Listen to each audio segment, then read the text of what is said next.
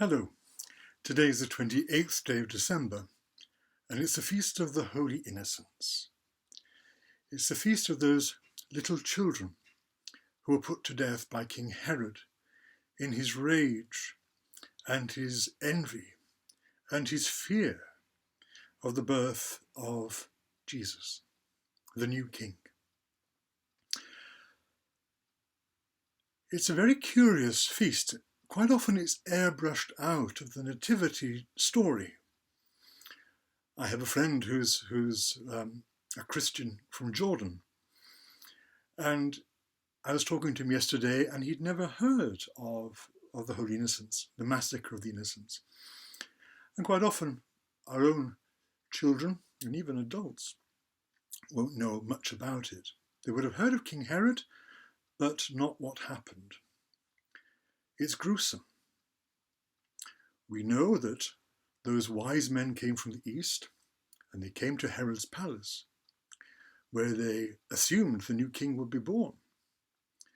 And Herod, wanting to destroy this rival to his throne, especially from the house of David, from Bethlehem, the legitimate line,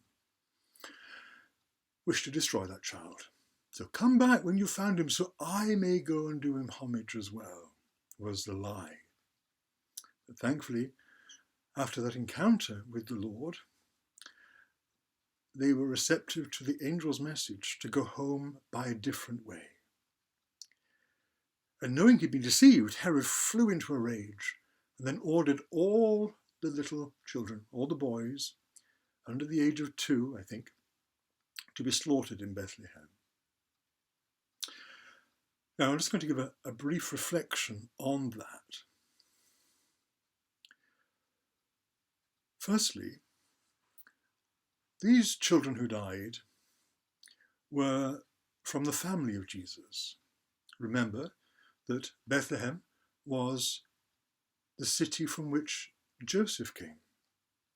And Joseph, like so many people from his tribe, his family, had made the journey back to Bethlehem for the census.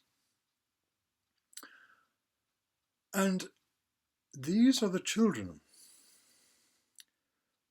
born from his family who refused to give him anywhere for his pregnant wife to have her child. Now, this isn't retribution, but it is the case that these are the families of Joseph, who was compelled to take his wife to a stable, to a lambing pen, and as their child escaped into Egypt. So the children who were most secure were killed in the rage of a king. Secondly, the reason that this happened was because these wise men got it wrong. These wise men followed the star and ended up where they expected to end up, at the palace. These wise men from the east were probably part of the lingering Jewish diaspora. About 500 BC, when Nebuchadnezzar destroyed Jerusalem, he took off many of the leading people, all of the leading people, back to Babylon. And when Cyrus the Great came, he allowed them to go back. Some did, but some remained. And those who remained continued in their faith, perhaps mixed with local religions as well, I don't know. But these people were conscious of Israel and conscious of Jerusalem and conscious of their heritage and the portents in the sky, a new king. Well, they went back to where their ancestors were from. They went back to Israel, to Judah, and to Jerusalem. And because they'd worked this out, if you like, because they were clear about what they were doing and had worked it out with their astrological and astronomical tables, they knew where they were going. But that self-knowledge that they had of worldly wisdom led them to Herod as the obvious place, the clear place, the predestined place. It was only by continuing to follow the star that they ended up in a place where they never expected, where their gifts were foolish and their wisdom was put to shame by the foolishness of God. But because they'd only followed their natural wits, because they'd only followed the human wisdom, because they expected this, because they, almost as if they'd determined what the outcome could be, a disaster happened. Now, what might that tell us? Well, certainly it tells us to be hospitable to strangers. You know, many an angel has been welcomed in disguise. But our corporal acts of mercy and our spiritual acts of mercy, the kindness that we show people, is really important. My Jordanian friend talks about those things which are haram. Not those things which are just forbidden against the kosher laws or the I can't remember what the Muslim anyway. But those things which are of obligation, of making sure strangers are welcomed, that the hungry and the thirsty are helped, that the naked are clothed, the things that we have as our corporal works of mercy, they're everywhere in the Middle East and vital for well, just for civilization. It's a far more civilized society in many ways than ours is in the West.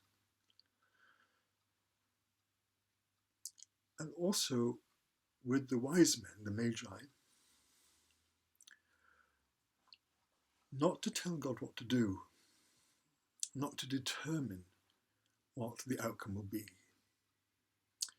not simply to work from human wisdom, a human reckoning, like the church becoming a worldly humanitarian organization, which the Holy Father warned against. That we have to act by faith and by allowing God to continue his journey with us, that we don't forestall it, that we don't say it's come to an end, that we don't lose hope, that we allow him to be our guide and our faith to be our guide. That's the star.